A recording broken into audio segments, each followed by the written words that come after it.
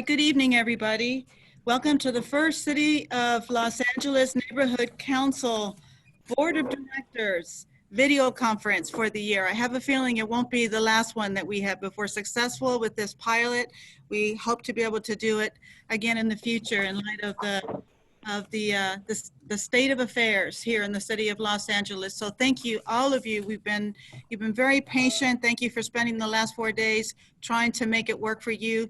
We'll get your feedback afterwards and send you a survey so that you can give us feedback and see how we can do a better job of it. It is on behalf of the Department of Neighborhood of Empowerment that I share my heartfelt appreciation to all of you for your dedication during the evolving coronavirus epidemic. The department has embraced a culture of seek, share, and stay safe. Councils have been encouraged to seek accurate, well-conceived information as best as possible. Second, we've encouraged councils to effectively share and deliver emergency messages that can help ensure public safety, protect property, facilitate response efforts, enlist public confidence, and help families. Third, we want you to stay safe. Follow the standard protocols for staying safe during emergencies. Follow your individual emergency plan, your family emergency plans. Prepare your individual and family emergency kits, and listen to credible radio and television for information from local officials, just to name a few. Allow me to describe the order of the agenda for this video conference. You'll be first addressed by Commissioner Eli Littman, President of the Board of Neighborhood Commission. I will then share information with you about the department's efforts, which will include responses to many of the questions that you all have been sending over the past few days. Then we will be joined by Mayor Eric Garcetti, who is at a press conference at the moment. But representing Mayor Garcetti currently is Deputy Mayor Greg Good, the mayor's chief legislative officer. We're honored, we're thankful that the mayor will be joining us this evening. He's been trying to stay in communication with neighborhood councils over the past few days, and we're very happy that we were able to land his schedule onto this particular meeting. Following the mayor's comments, we'll go back to answering some questions and see how many of the questions you submitted we'll be able to get to before the end of the call. The call is scheduled from 6 to 7 p.m. It may be possible for us to extend it if people are interested, but for now we want to just at least get through that part of the evening. So I now would like to turn the agenda over to Commissioner Lippman.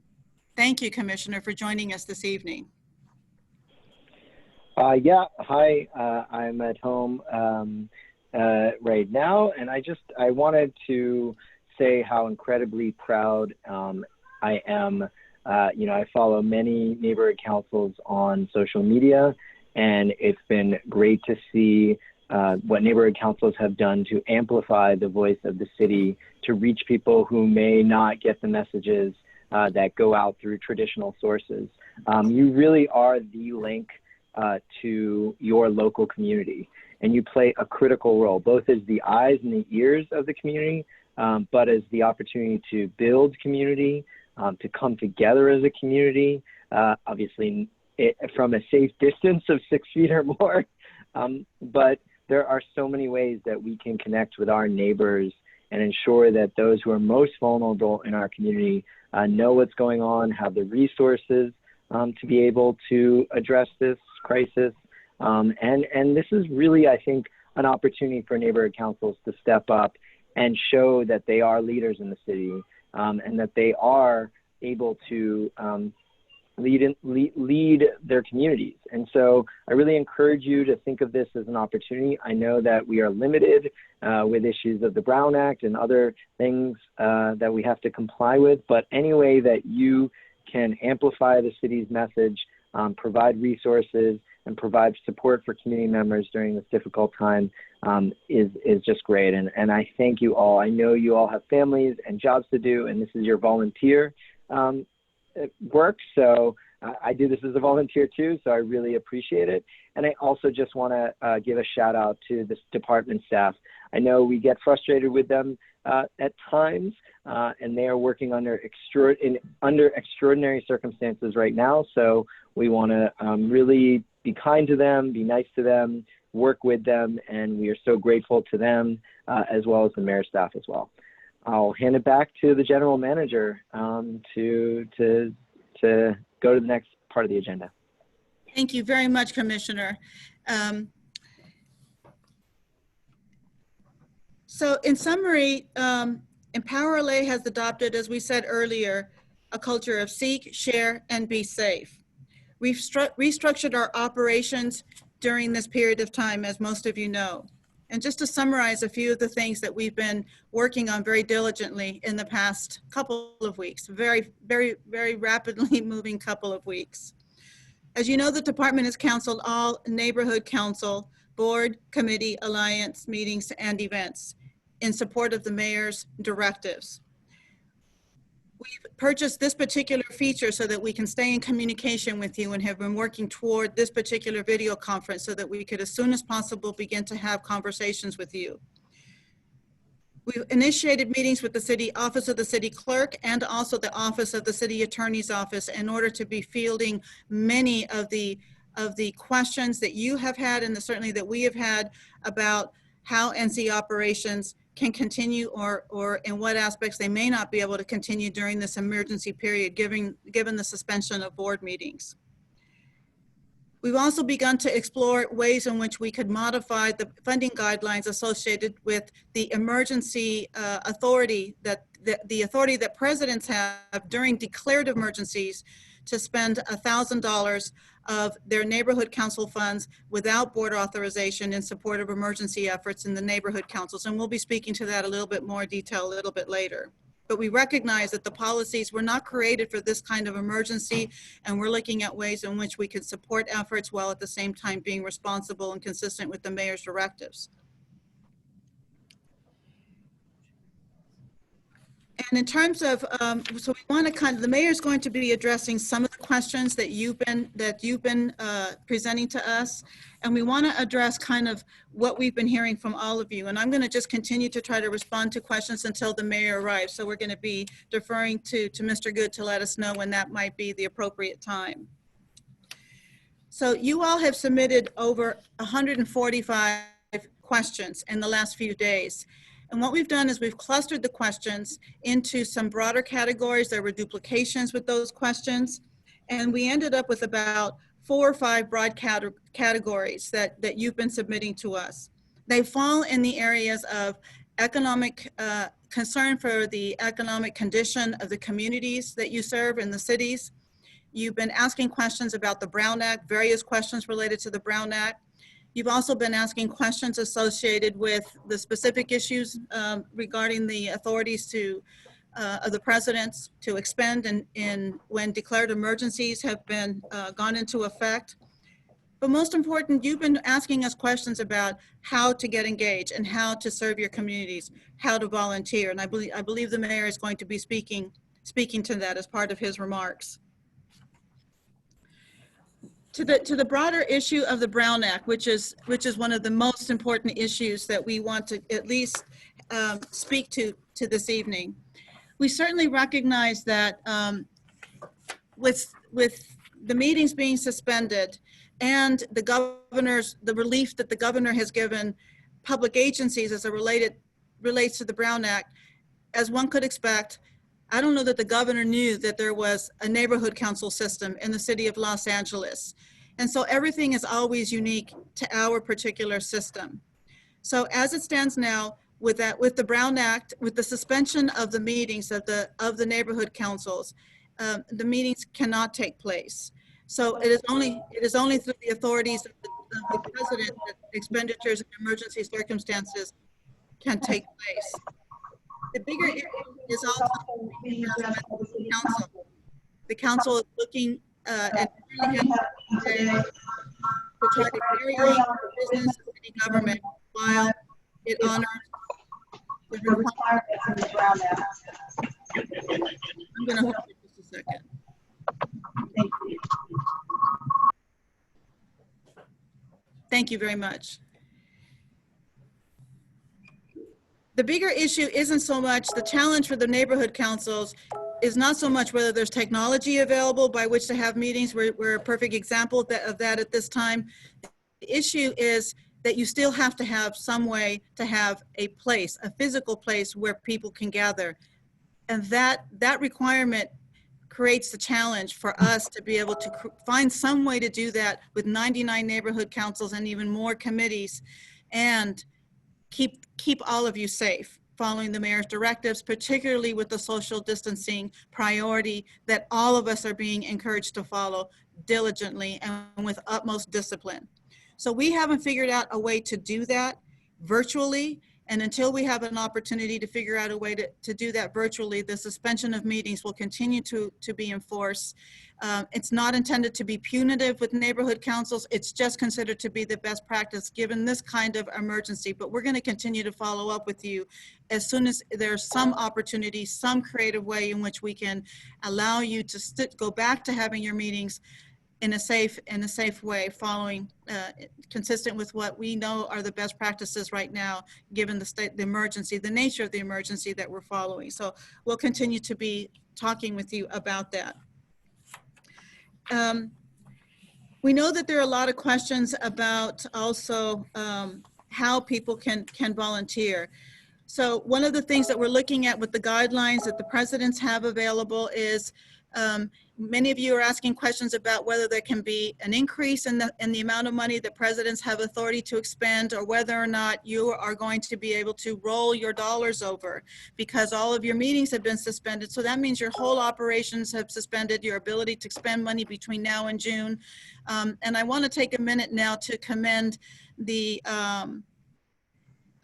South LA Alliance of Neighborhood Councils, who took the initiative to send a letter to the City Council asking the City Council to take action to relieve neighborhood councils from the limit of $10,000 that they have to roll over funding into the next fiscal year. It will take council action in order for that relief to occur. But they've been quick on it. They've sent that correspondence to the City Council. We are going to follow up with the City Council, with the Mayor's office and the Council President's office to see how soon that might come before the City Council. But everybody understands that you got your hands tied. You're going to need to be able to roll over hopefully more than the $10,000 and is currently authorized under council policy. We also are looking into the extent to which presidents might be authorized to expend more than the current $1,000 that is in the funding guidelines. Those guidelines are established by the Office of the City Clerk. We're working with the City Attorney's Office and the Controller's Office, which makes a contribution to the discussion as to what that limit is in order to see what can be adopted in order to provide presidents greater authority as it relates to expenditure of those funds. Now, several of you have asked questions about whether or not there could be some kind of relief related to the ability for there to be conversations between presidents and their boards. All aspects of the Brown Act still apply. So you have to be careful about not engaging in serial meetings, not having ad hoc committee meetings. We have to operate, when we ask you to operate, with the assumption that you all trust your presidents. They're the people who are the leaders of your boards. They're entrusted with those decisions. They know what their boards and their councils and their communities need. They can reach out to as in one-on-one with their outreach liaisons. They can also have one-on-one conversations with their emergency preparedness liaisons. There are certainly going to be a lot of, there's a lot of interest to try to help the homeless. Those of you who have homeless liaisons can have one-on-one conversations related to what might be possible. Outside of that, all aspects of the Brown Act would still apply. But we trust, you and I are all trusting those presidents to really know what their councils and their communities need. So we'll continue to have these conversations and follow up with you on what the possibilities might be. But in the interim, we are going to see if that $1,000 can be increased and to what level and under what conditions. It'll be important to us that for the approval of some of the expenditures outside of what's currently in the funding guidelines, specifically related to this emergency, we will be asking you to submit a plan that will describe how you would like to use the funds and in what way you plan to distribute any supplies that you're purchasing. We recognize that the guidelines were created in order to be able to respond to different kinds of emergencies, to, for example, buy supplies for emergency response personnel. That's not the situation here. So we're going to be working with you. We want you to submit your plans related to that. It is the department that will be approving those plans on a case-by-case basis. We won't have guidelines to send to you. The guideline that we have is to look at the mayor's directives and to identify the things that you think are important to your communities. These are unique circumstances, so we're going to trust you to come up with plans that follow within those broad guidelines. Submit them to us, and we'll be working with the city clerk's office to get the support that you need as quickly as possible. I now see that the mayor has joined us. Welcome, Mr. Mayor. I want to thank you on behalf of certainly all of the board members and the leadership and the stakeholders and volunteers that support the neighborhood council system for joining us this evening. I know you just came out of a press conference, so I'm going to let you take it from here. And thank you again for your leadership. It's been strong, and you have all of our support. Thank you very much. Thank you so much. Can you hear me okay? Yep. Yes. Okay, great. Thank you, Raquel, and thank you for your and your staff's leadership. And thank you to the 222 people who are on this call, the overwhelming majority of the greatest fighting force we have in any city in America, our neighborhood council members, who really are on the ground dealing with this crisis. And as I said, this is not a normal crisis. This is not one of those ones where we can all pitch in, but it's primarily the firefighters who are the first responders or police officers. Each one of us is a first responder. And I want to thank everybody who has stepped up. I know on Sunday, it was a little bit controversial to go as far as I did, but I kind of have this mantra that just popped into my head that I haven't lost. When it feels wrong to do things, that's the right time to do it. And by the time it feels right, it's probably too late. A couple things I want to just tell you how I'm going to organize my briefing, and I'm sure many of you have followed the briefing I've been doing each evening, so I'll try not to be too repetitive. But I also have a chance to give you a little more behind the scenes information that I'd ask to keep inside our city family. Just it's a little bit of a flavor of what's going on right now and some of the things where I'm noticing in areas that have nothing to do with the city's formal jurisdiction, places that we need to help in this crisis. But first and foremost, I just want to say that this is a response that each one of us have a role in, and social distancing is absolutely the number one, number two, number three weapon in our arsenal. It is absolutely critical that we make sure that we are the ones that are first and foremost. Do you need me to double click something, you guys? Or you good? Oh, there we go. First and foremost, I want to make sure that you all know that the social distancing that we practice, as I hope many of you are doing by being on this in a video conference, and also that we are practicing here, is the most critical thing. I've been doing a lot of reading and research and having my team dig deep into the over 10,000 articles that have now been written on COVID-19. And there's a few things that I've noticed. One is that it's critical that we take a lot of the steps that we've done early. And I know some folks are asking now that up north, there's some counties that have gone further. I would correct the record that it's not a lockdown, it's not shelter in place. Those are both kind of things that happen in shootings and you just stay wherever you are. These are go home and only work if you're in critical jobs. We are probably this much air between what's up there and down here, but we're also about 2 weeks behind where they were in terms of the infection rate. In fact, Santa Clara County, which is the toughest big county that's been hit by this, the infection rate, at least yesterday, was 10 times LA County's infection rate. As such, 2 weeks ago, when they were at a similar point to us, they didn't have their bars closed, they didn't have their movie theaters closed, they weren't practicing, I think, the aggressive social distancing. And most experts I've talked to said closing the schools and universities is critical, practicing that social distancing is second. So I think we're ahead of that curve. I just got off the phone, and I know you all were briefed last night by Dr. Barbara Ferrer. Her advice is still the same. She said, I'm not recommending some sort of quote unquote greater shutdown because we need, and there are health consequences to telling more people to stay home. Seniors who won't get their meals and will be endangered by that, critical health workers who need to get to the hospital, et cetera, et cetera. So we're pretty much at the same place, though we should be prepared for listening to them and additional steps in the days to come. Second point I want to give is it's very clear to me that once a crisis like this occurs, that it's very difficult for a county of 88 cities to react to this. And the county, which is doing a heroic job at public health, there is no one authority over our healthcare system. So testing and our bed capacity are the two things that I'm trying to dig in with, together with also homelessness, which is something I'll briefly talk about with you as well. Before we get to that, a lot of you have questions I know about city workers. Tomorrow we'll have direction that's going out that basically has most city workers, if they're able to and are not a critical worker, starting to work from home. We want to keep some critical things moving forward, and we will also have the power to designate workers who today aren't in those critical jobs into critical jobs. So we're going to sit down with our labor partners and inform them about that. That's under my emergency powers. But for instance, if we open up additional shelters for homeless Angelenos, we're going to need people to staff that. That's reimbursable, we believe, also under FEMA. If we need to have people who are helping out with childcare for our nurses because they can't show up to take care of those of us who are the worst hit by COVID-19, we can do that. So all of us are doing that here in the city. I encourage those of you who are employers or talking to your employers, if you're an employee, to look at what you can do to send as many people home for telecommuting. And we have that list. You can imagine it's difficult to go through 40,000 plus city employees, but who are the critical city employees to make sure, because we will never stop those critical services of trash being picked up, of making sure some of our economy can continue, that our port and airport function, that our first responders are there, et cetera. And we believe a lot of the work that is done in offices can continue to be done, even if it's done remotely. So let me dig in first on the testing.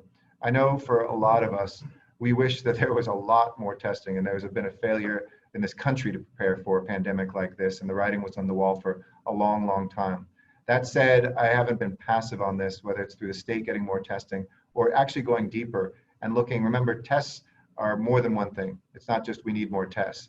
You need to have swabs that actually then are put into a test. That test has to be compatible with the type of machine at a laboratory with enough people to run that test kit through a machine and get an answer. Right now in the country, that is happening about a 5 to 6 day gap between when somebody is swabbed to when the results are coming in. So today, for instance, when you heard there's 50 more cases in LA County, it's not that things suddenly went up a whole bunch. It's that the capacity is beginning to finally increase. So we're getting a more honest number. It's not that the rate necessarily of infections is accelerating. Second, we're looking at with some of those private labs, because remember, most of this stuff is not done in LA County Public Health Lab. That's really there for primarily research, but it's had to step up and try to get their head around what's happening out there.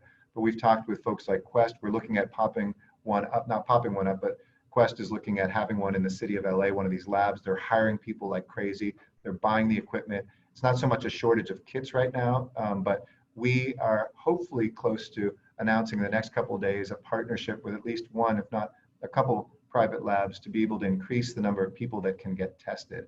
Right now, though, the health professionals that are in charge of who gets the tests have prioritized 3 areas. One is our critical first responders and healthcare workers. 2 has been folks who are showing severe symptoms. And 3 are folks that have had a known exposure to someone who has been already diagnosed with corona virus and COVID-19. Close to that are those that are the most vulnerable, either seniors or pre-existing medical conditions. But I was informed today, if you have mild symptoms and fit into those categories, you still probably are not going to be tested. Our doctor who heads up our EMS services for our fire department, Dr. Eckstein, I've deputized him to kind of take this on and to be the czar of testing, not just for the city, but to help the county. Because what I learned is there's no over authority in the county that's making sure that pace picks up. There's conversations, there's some coming from the federal government, from the state, but we're kind of taking that bull by the horns to move that forward. And he said that about 90% of people who are exhibiting flu-like symptoms don't have COVID-19. In fact, a lot of the tests that are coming back from the private labs, 96% of them, last count, were negative. Only 4% were positive. In our public lab, where more people are kind of vetted a little bit more, it was 3/4 negative and 1/4 positive. So those are good signs, but I am certainly not resting on those laurels, and we need more tests. I've also reached out to folks to see if we can do some polling of the general public. So instead of waiting for tests and waiting up to a week to see those results, in real time, do you have symptoms? Do you know somebody who has COVID-19? To just get a sense of how many people potentially right now are sick and see how that changes day to day. So we're working with folks, maybe Loyola Marymount will be able to do that with us, but we're very excited to try to get that so we can have more information and have that more quickly. A lot of people finally asked about mobile testing. We're also looking for trying to help the county do that, or if the county can't, whether or not the city can just do that directly for those folks that are still in those categories, but then as there are more and more tests and more capacity for other folks as well. But my advice, and the advice you should push out to everybody, if you are sick, stay at home, self-treat unless your symptoms are extreme. It's frustrating that you can't get tests and knowing whether you have COVID-19 or not, but we know the overwhelming majority of folks not only will not be hospitalized, but they won't have severe symptoms. So while we're waiting for more test kits to come in, self-isolate, self-isolate, self-isolate. Secondly, looking at the capacity in the county, I was very surprised that between all the hospitals that we have, nobody really is in charge of, not today where there's a bed count. We can see how many beds are available. There's very few given the flu and other emergency needs that people have today. But at some point, and how soon, and I'm trying to get our data people to look at based on other countries, other cities that we've seen earlier in this crisis, where are we in that curve? Or I guess I should do it this way for you guys. Where are we in the curve? And how quickly are we going to hit a red line where the number of cases that need hospitalization don't have enough beds? I think the city can play a very helpful role here. Again, way outside of our lane, we don't do healthcare, but whether it's the convention center, whether it's some of our rec and park spaces, whether it's helping our hospitals, whether it's closing streets by our hospitals to allow them to put up tents and things, what can we do to make sure Santa Clara County went into what was described inaccurately as that lockdown, because they basically are at that red line where they don't believe they have any hospital beds left soon. We haven't been doing, in my opinion, in this county enough planning for that. So know that we're digging in deep, and I've asked folks to step in and kind of be the czars on that as well. Third thing is homelessness. I've directed with the beginning of this crisis, my deputy mayor on city homelessness initiatives, Christina Miller, and her team to dig in deep before the governor even said he would assist to what we could do to get as many people off the street who are vulnerable and or whom are exhibiting symptoms, who don't have any place to go.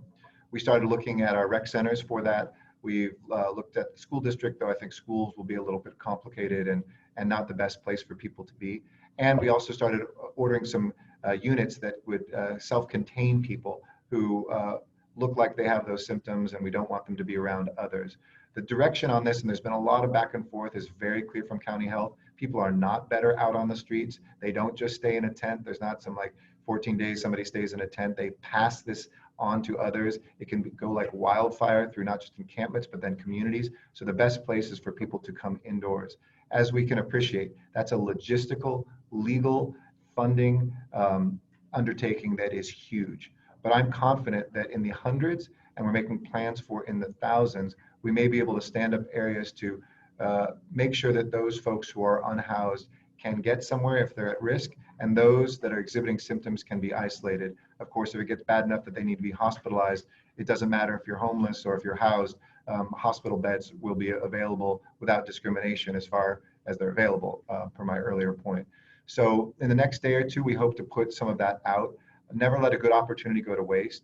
If this is reimbursable, and because the state is stepping forward, not just with the idea of maybe rec centers, but also our hotels and motels, something that we do frequently, but haven't been able, quite frankly, to ever find enough rooms, given that business is down for them. These master leases, these larger numbers of rooms are great for containment. They're good for housing folks, and because it's going to be a while till things come back, this actually helps us be able to manage folks. And I've asked folks to not think just about what we do for their health in the short term, but if we get people indoors, what can we do to house them for the long term? Many of you know we have 14 more bridge home shelters opening up just before July 1st. That's going to give us about 2,000 beds. But if we add a couple thousand options on top of that, we could really see a big dent on homelessness as we fight against this disease. So last thing, we're raising money. That will be distributed to first responders who need equipment. That will go towards real-time research that will inform decisions to help us slow the spread. That will go towards our most vulnerable businesses and families. And that's at mayorsfund.org/COVID-19. Thanks to a lot of you and others who have spread the word. We have a partnership with Fox 11. We've already raised over $100,000 there, and we'll continue, and we'll roll that out soon. We also, with the council today, announced, I just said this in the press conference, $11 million for small businesses. We don't have that yet rolling out as I speak to you, but it should be with as much speed as we can ready in this next week for businesses to be able to apply for bridge loans, et cetera. And I just announced also not just a moratorium on residential evictions, but also on commercial evictions, just to give people some peace of mind. It's not like if a restaurant goes under, that landlord's going to be able to find a new business tomorrow anyway. But folks still are liable, both renters, residential and commercial tenants are liable for that rent eventually, but it pushes off no evictions while people can get back on their feet, get hopefully some of the federal assistance, some of the payroll tax assistance, workers can get unemployment benefits, et cetera, and give people that sort of breathing room. So continue to do everything you can to help support those local businesses, order from restaurants. It's now free for restaurants to sign up to all of the major sites. We help negotiate that with Grubhub and with Postmates and all the other platforms so that we can get a lot of those businesses. If you know ones who aren't familiar with that or aren't as tech savvy, help them sign up for that as well. And I think I will stop things there. Things are getting better at our supermarkets. We have a lot of police, as you know. Half of our detectives are now actually everybody's in uniform, but half of our detectives are out there on the streets. They're going to help with the feeding centers that are opening up tomorrow in the morning hours at our school districts for our school kids that need the lunches and meals that are provided. They've been at grocery stores. Things are getting better. The toilet paper is coming. The hand sanitizer is probably a few weeks off, but keep washing your hands, keep doing everything. And with that, I'll be more than happy to answer some questions. Thanks, everybody. Mr. Mayor, thank you very much. That was a mouthful. You covered a lot of territory, and actually you addressed several of the questions that have been coming in over the last few days from neighborhood council leaders. But if I may, I'd like to provide you, just ask you to answer some specific questions, if that's okay with you. Sure, please. Great, thank you very much. So we have a few questions that we pulled out that we thought were representative of what were some consistent questions from several of the neighborhood council leaders. And I mentioned earlier that we collected over, it's mounting over 145, 150 questions from neighborhood council leaders. They've been sincere questions, they've been honorable questions, and so we were really happy to have this process and you here. If we don't get to, we'll try to follow up through you to as many of them as we can.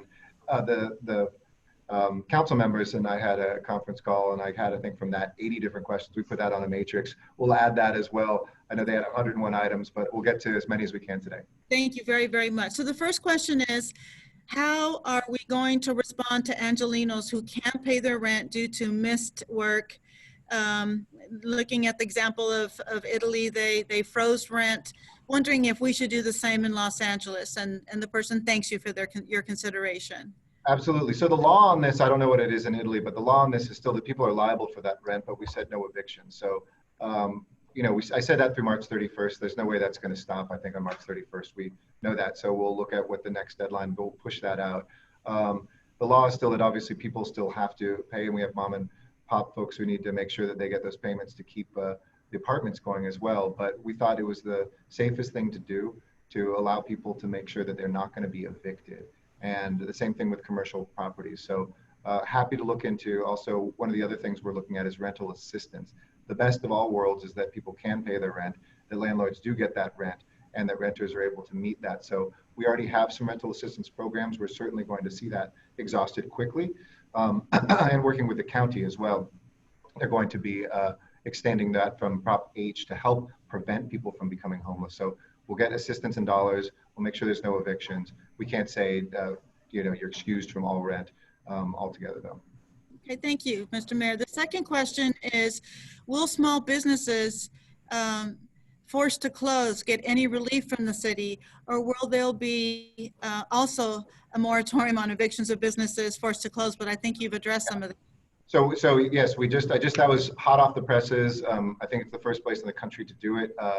Together with LA County, who also worked with Supervisor Solis, and they announced it in the unincorporated areas. The two programs that we announced with $11 million, which is microloans, we help that can get to anywhere from, you know, 5,000 to 50,000 to help businesses out and help as many as 2,000 businesses right away, or maybe it was 20,000. I have to do my math, excuse me. But we also did Small Business Resilience Toolkit that's good for all small businesses that we'd love neighborhood councils to help pass out or send, not pass it out, go send it electronically to your businesses. That has it's a digital guidebook with all the state, federal, county, and city information during this crisis in one place.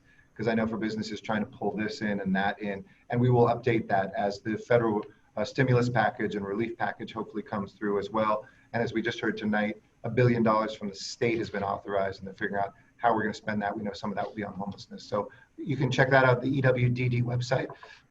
Excuse me, and I'll send that to you all. Okay, thank you, Mr. Mayor. So that last question was from Randy Fried from Studio City, and the previous question was from Sarah Manuel from Sherman Oaks. And now we have a question from Richard Marks from Van Nuys. Richard is over 70, and because the CDC has requested seniors stay home, he's decided to stay home from his part-time job and wants to know if he can collect unemployment benefits. Finding some challenges around that. Thank you, Richard, for the question. You could be eligible for unemployment benefits if you choose to stay home from work due to underlying health conditions and concern about exposure to the virus, is my understanding. You should apply for benefits. The state Employment Development Department, the state EDD, is responsible for that, and they're going to seek details from you to determine eligibility, I think, based on the reason that you are unemployed and the reason for restricting your ability to work. So you may be required to just confirm that, actively seek work each week on top of what you're doing. But the work search should include work that you that would let you work from home, online, et cetera, and then you should be able to get those benefits. But check, we believe that you might be eligible for that, and certainly I know the state's considering how they can help out. So check with EDD, and we're happy to send you that information too. Okay, the next question is from Tracy Larson from Arroyo Seco, and I think you may have addressed this already, Mr. Mayor, but just in case there's something you want to add, will there be testing stations deployed to each neighborhood? So the county has no plan right now for that, is the short answer. We're going to help them develop one because, you know, the county isn't one entity. They don't control most of the healthcare system. There are county hospitals. There are some that are university hospitals. There are private hospitals. There are nonprofit and for-profit hospitals. And then there are clinics and other parts, you know, doctors' offices and stuff.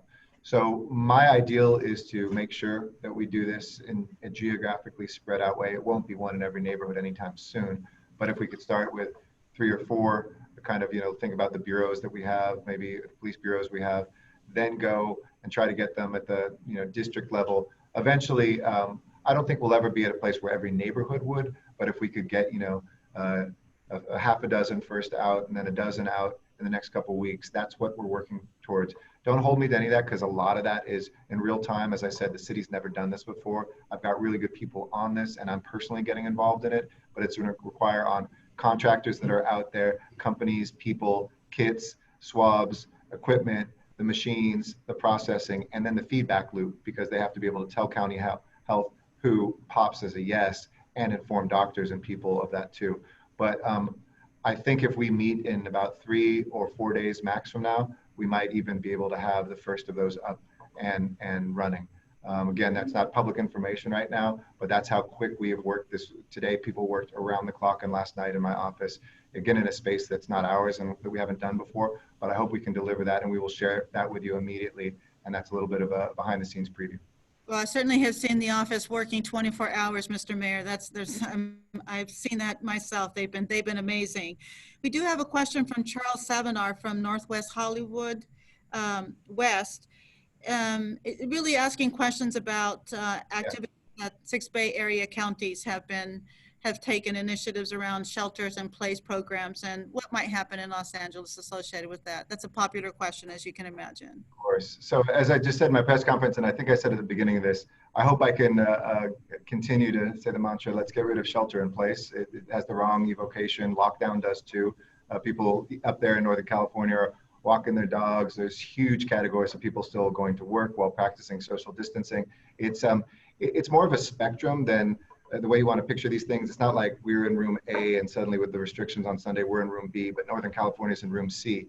It's really, I think, very little space between us and where Northern California is because there's so many critical people. I asked point blank this very same question to Barbara Ferrer about an hour ago. And she said, no, that is not my guidance. She said, you can make those decisions, but it's a political decision if you go further, but know that the health consequences could be as severe as not making that decision. In other words, in making that decision, you're going to cut off personnel. You can overwhelm our hospitals. So many people that would stay home. There's just statistically, that's what happens. So I think we're very close to that. If you look at the Northern California, if you take away the press coverage, is more, I think, incendiary about this stuff. There's like 14 different categories of everything from folks who are doing tax preparation to hardware stores to construction workers to all these things that are exempt from it. I think what it is a reminder that everybody who can work at home should work at home. If you're in a critical industry, we might make you go to work, but you're probably showing up out of the goodness of your hearts, whether that's a grocery clerk or whether you're a nurse. But I think it's the same. She said, I feel like I've given the same direction here. Some may argue with that, but I want to be very careful and transparent. I don't want to alarm people. I want to keep as much of our economy going that can serve this crisis and even solve this crisis. And so, these are day-to-day fluid things, but there's no imminent plan tomorrow to take some additional, I call them more baby steps than big ones from where we are. Again, that's because of our infection rate we're at an earlier point in our infection, and we've implemented things they didn't at this same point in their cities. So, Mr. Mayor, there are several questions that are health and safety related questions and volunteer related questions. Some of them are kind of intertwined. And it's a broader question of people are coming up with ideas of things they would like to do to volunteer and serve the communities. There's been suggestions by neighborhood councils to see if restaurants that have leftover food can use that food for the homeless population or try to get some of that food to the elderly populations. People are looking at wanting to know how they may be able to do that given the social distancing limitations. That's what we're faced with here, is we want to be able as a department to support those efforts, but then there's the social distancing limitations that we don't normally have in an emergency situation. And are there ways in which we can responsibly work with the city to be able to volunteer in the communities, distribute supplies, distribute food, check in on the elderly population, and try to help those that need our help? I'm sure there are ways that can be thought of, and we certainly want to be part of that conversation. Absolutely, and this, like I said, is an army of thousands of people who are directly involved with or affiliated with neighborhood councils.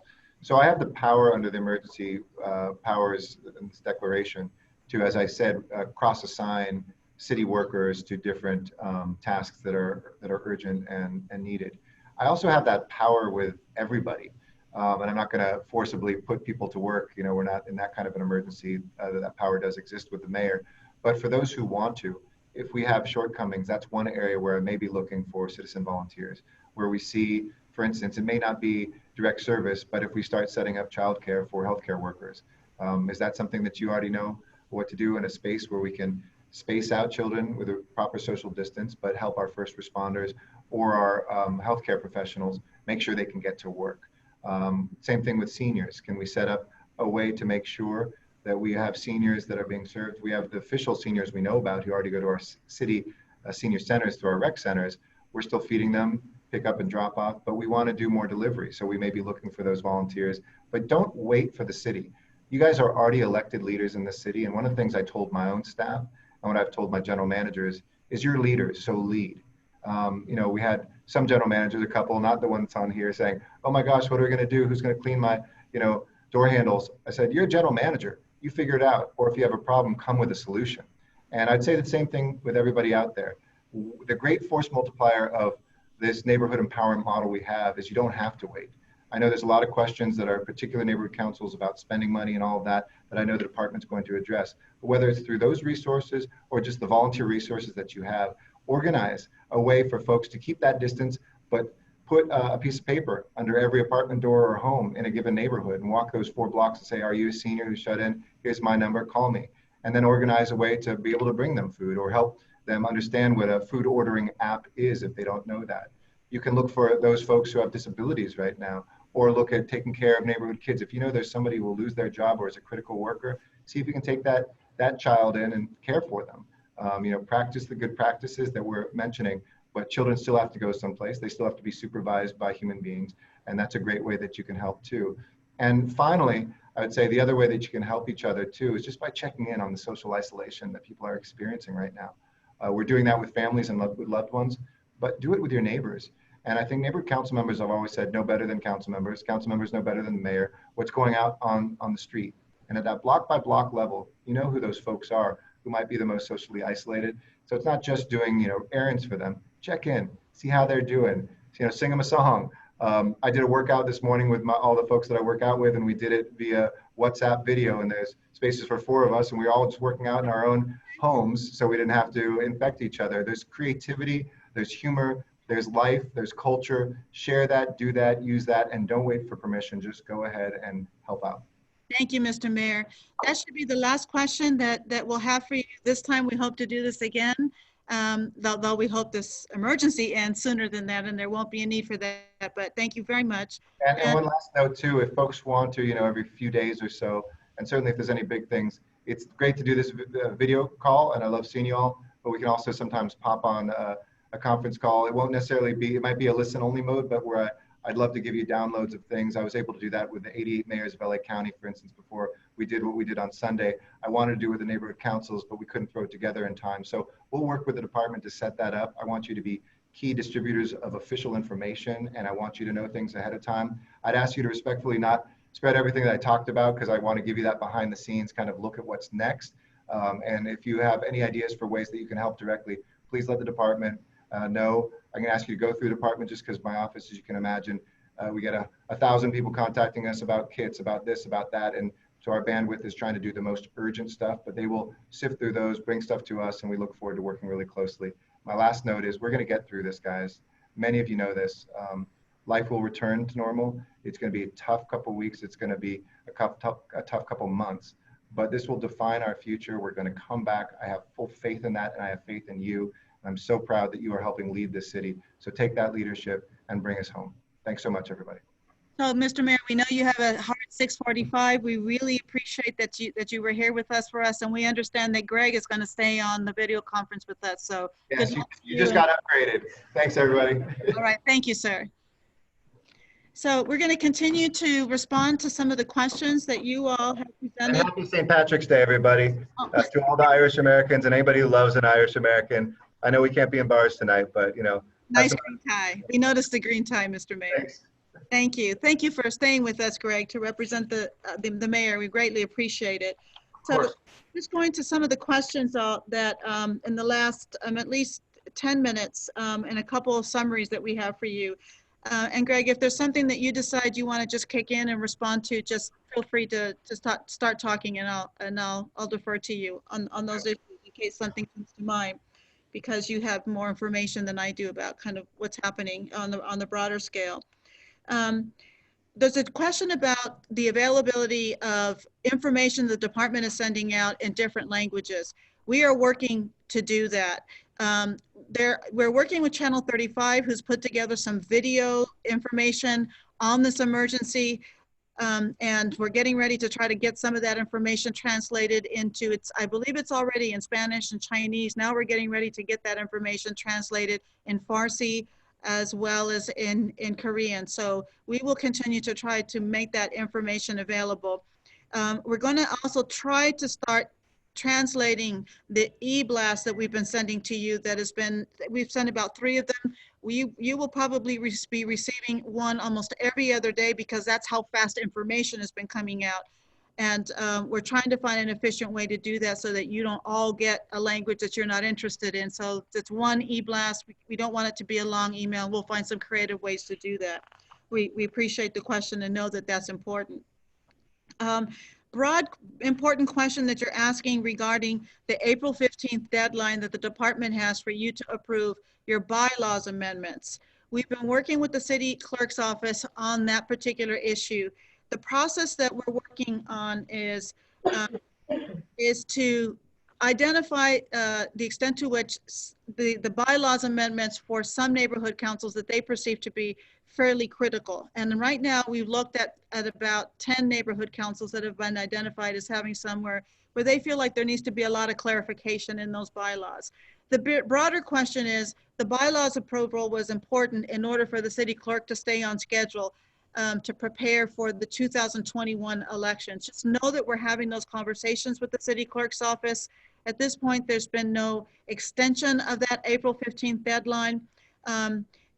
There is some level of authority that the department has to approve certain bylaws amendments, but we want to take, you've made a lot of progress in the past, since December. You all have been working diligently.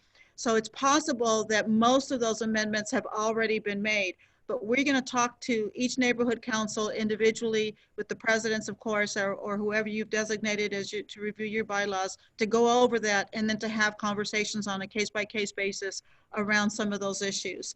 So hopefully we'll be able to keep things on track for you. We know that that's a very big concern for all the neighborhood councils.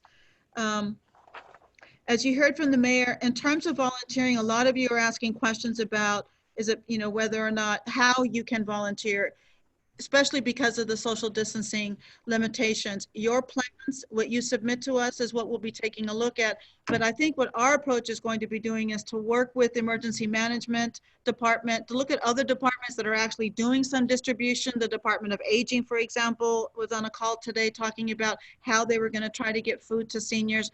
And we want to make the neighborhood council system available to those city departments for the purposes of continuing to support your community. So we're going to identify those resources, and through responsible measures where those considerations for social distancing are taken into consideration, we'll try to connect you up with departments so that so you have support along those lines to do that. A lot is happening around LAUSD, the need for volunteers in that arena. Greg might have some information about that as well. Well, thank you, Raquel. And by the way, thank you everyone for giving us this time this evening, and for, as the mayor said, being our first responders, being our leaders, and being the soldiers out there. You are right out in front. I see someone asked, who is he? So Greg Good, I'm the mayor's chief of legislative and external affairs. Like everyone on our team, fully ensconced. We are all coronavirus and really working to help make the thing as smooth as possible and prepare rather than panic. But we're still figuring out the opportunities around volunteerism. There are challenges. I think the mayor said that first and foremost, we can all engage on our block. We can engage in our community. We all know that there are seniors. We know where the seniors are in our community. We know who the folks are in our community who are,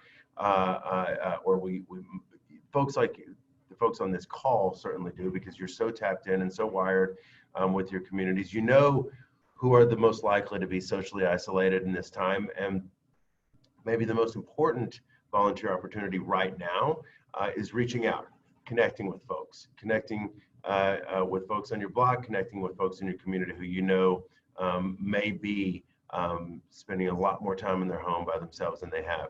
Meanwhile, as things evolve, it is not unlikely that there may be more opportunities for volunteerism than moving forward. And quite frankly, some of those are fluid, and we're also figuring out what's viable given the import and necessity of the social distancing, but also the need for that kind of engagement. What I would encourage folks to do if they are interested in volunteering and staying updated on opportunities is to go to the volunteer.lamayor.org site. Again, it's volunteer.lamayor.org. That is their website for Volunteer LA. As opportunities and possibilities arise, we will be posting them there. If you go to that website and you sign up, you can get the our newsletter that will essentially identify new opportunities moving forward. In terms of LAUSD, it is still an open question, as I'm sure folks, or some folks were aware. Initially, the plan was to have family resource centers in 40 different sites across the city. Various state and county officials deemed that potentially unsafe, too difficult to actually maintain the level of social distancing necessary or consistent with the Department of Public Health guidance. And so those have been transitioned into 60 grab and goes, which are basically going to their campuses, 60 campuses across the city, where between 7 and 10 families can go and pick up packaged food, up to 2 meals per day. As many folks know, 80% of the students in LAUSD are are eligible for free or reduced lunch, which means, you know, in many cases, they really count on the food that they get at schools. And so that's been a top priority of the district. We're wanting to facilitate that as much as possible.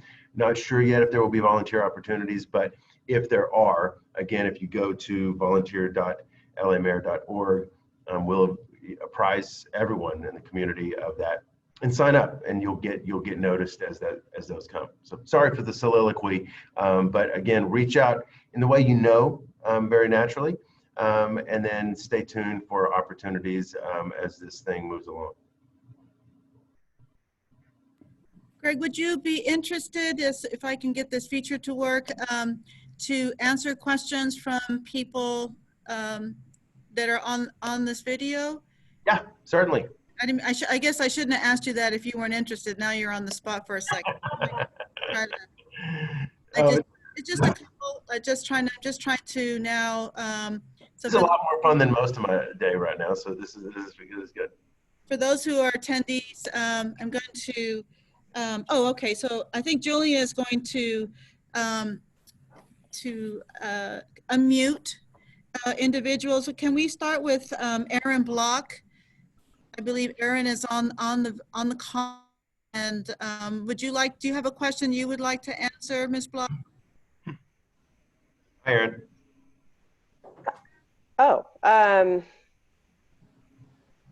I had a question mostly for the neighborhood council system more than anything, for us to be able to pool our resources and like share ideas with each other as neighborhood council presidents and neighborhood council boards. So like, you know, one of the ideas that the mayor suggested was reaching out to neighbors, having maybe a postcard, that kind of thing. And we, my Vice President Randell has created something like that, and we would love to be able to share that idea across the neighborhood council system. So if there's a way to do that, we would love to hear about it.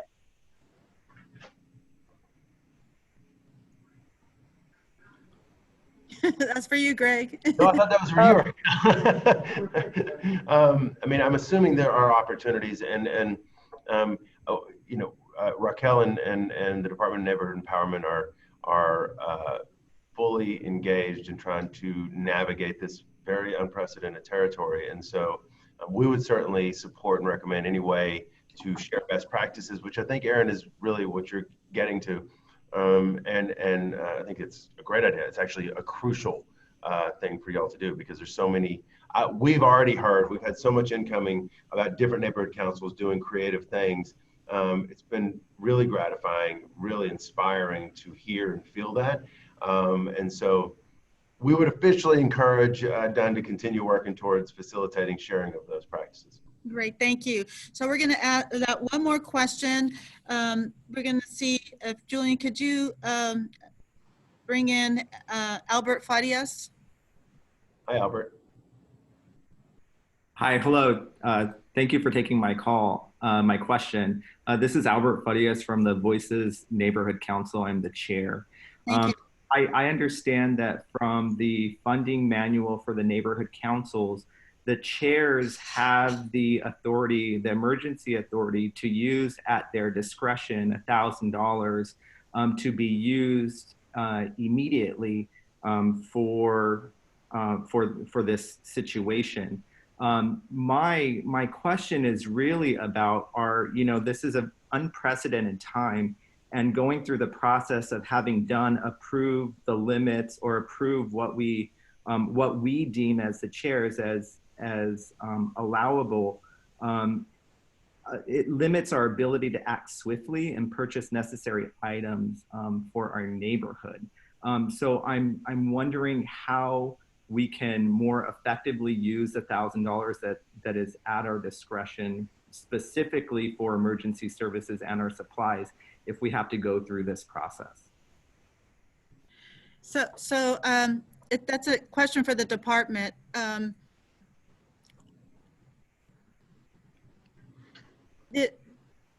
There are circumstances where neighborhood councils have already started to look at the list of what's enabled in the funding guidelines, and based on what activities they wanted to engage in, they've been already able to move forward. The presidents have been able to move forward to expend those funds pursuant to those guidelines. What we're wanting to do is to try to expand beyond that. Our conversation with the city clerk's office yesterday suggested that the specific list of supplies, we confirmed that the specific list of supplies that you can purchase was a guideline. You're not limited to those particular supplies. So that was one thing that was a very important question that you all were asking, that we're answering for you now. But if you go beyond that, that's when we need to really have a better conversation about what you want supplies for and what your distribution method is. We don't want to be in a position of authorizing you to get engaged in something that would create a safety problem for all of you or your volunteers or the people in your circle. So for that reason, we want to kind of be in those conversations and scope that out and do a little bit of screening to make sure that all the best practices based on whatever in a given day the best practices are, given the nature of the emergency, with social distancing being the primary obstacle that is in all of our ways in terms of being able to serve the communities. We want to take that into consideration, and we think that's prudent to do that. So we also recognize that there are lots of things that happen in board dynamics. Presidents have varying degrees of relationships with their boards. Some have, as I say on the listening tour, we have very good relationships with some neighborhood councils and not so good relationships with others, but we are always operating on the spirit of erring on the right side. And right now, that's the authority that we have to work with. And that's another reason why we want to work very closely with those presidents around the usage and the distribution of the materials and services that you want to have, because we do want to make sure that it's as reflective of what we know the culture of your particular neighborhood council is and the things that you'd like to do. And our neighborhood empowerment advocates have a pretty good sense of what you'd like to do and how you like to serve the community, and that will be at the forefront of our decision making. So can we get one more question, I guess, from John Deutsch? This is the very last one, and then I'm going to close it out. I think I unmuted myself. Can y'all hear me? Yes. Hi, John. Great. Thank you so much. I know this might seem a silly question, but I've heard it a lot from folks in my neighborhood and throughout the city. So I'd just love to hear it from an official source. People are thinking that the city or the county or state authorities have supplies or stockpiles of the sorts of things that people are running to stores right now for, like hand sanitizer or toilet paper or whatnot. And they keep asking me, do you have the inside line on the city supply of this or that? So it would just be great to hear a little bit about what resources aren't available, and perhaps when we can expect to see things like that back in the stores in regular quantities. So I would answer that on two tracks. One, you know, as the mayor alluded to earlier, and if you were able to see the simulcast a couple of days ago, there actually, I mean, there are clearly short-term shortages that we're dealing with. I've been to the grocery stores. We've all been there. We've dealt with it. I spent one night, I went to 4 different grocery stores and didn't see a piece of toilet paper in the joint, right? So we're all dealing with that for sure. We have been very actively, and to the point of, I would say, even very aggressively working with and talking with not only the grocery stores and the Grocery Stores Association, but also looking at the supply chain and ensuring that truckers are having they have the opportunity to essentially move goods and really tracking what's happening at the port very closely. So while we are all experiencing some short-term things at stores, and there's no doubt about that, we've all encountered that, the long-term prognosis, and I mean long-term as in days, is actually very good. There are not going to be food shortages in the city, and the grocers have also been very adamant in terms of confirming that. What is important and what can undermine that to some degree, and truly as the trusted messengers of our city, you all can help amplify this message, is that panic buying or hoarding does not help. It helps no one. And you know, the practical reality is that if someone goes out and tries to buy for a month, you are in essence you're limiting what someone else, potentially a senior, potentially someone from someone who's immune compromised, or just anyone on this call has less opportunities to get goods as well. So I think it's actually really important for neighborhood councils and for all of us to really stress to folks that part of volunteering, part of being a part of the solution, part of being a first responder is being responsible when you're shopping. We've also encouraged grocery stores, just as a note, and those who saw the mayor's press briefing at 5:15 today probably heard this. We've encouraged stores to actually set aside a designated time each day for seniors to ensure that they have an opportunity, but that they have an opportunity, frankly, where they're not as exposed to folks who have been exposed. And so we're working really closely with them. In terms of the city's inside track, it may be difficult to believe, but there isn't one. I can tell you that, the mayor's staff, my team, and most of us and my colleagues, we spent all weekend here, and one of the items on the agenda is who's got some hand sanitizer? Where do we find? So we're all dealing with this. And there is no great secret yellow brick road that leads to City Hall in terms of supplies. We're dealing with the exact same thing. Okay, so thank you. Thank you for your questions, everyone, for your participation. Let me just close by providing you some summary information about what we're going to be doing moving forward from here. We're going to continue to keep you informed using the mediums that we've been using so far, and we are open to any suggestions that you have for us about other alternatives. We want you to seek out questions, seek them out from us, share whatever it is that becomes known to you, share it with us as well, because we're all learning from one another, and obviously move forward being safe for your families and for your community. So that will continue to be the culture that we're adopting here in the department during this emergency period. We will be preparing an FAQ that will summarize all of the questions that you have with some responses. I've seen on the chat line, some of you are asking if we can kind of make these answers available to you for all the questions that have come up. We're going to organize something for you, make it available to you. And this is use this tiny URL for constant updates from the department. We've been consolidating the information we've been sending to you, what the mayor's been sending out, and other information from other departments that we think are relevant. And we're going to also make sure we make available FAQs related to what you've been sending to us over the past few days. And I'm sure you'll continue to send stuff to us. We're going to continue to update that FAQ as new information comes out. Raquel? Yes. On that note, could I just add one thing, if you don't mind? Of course.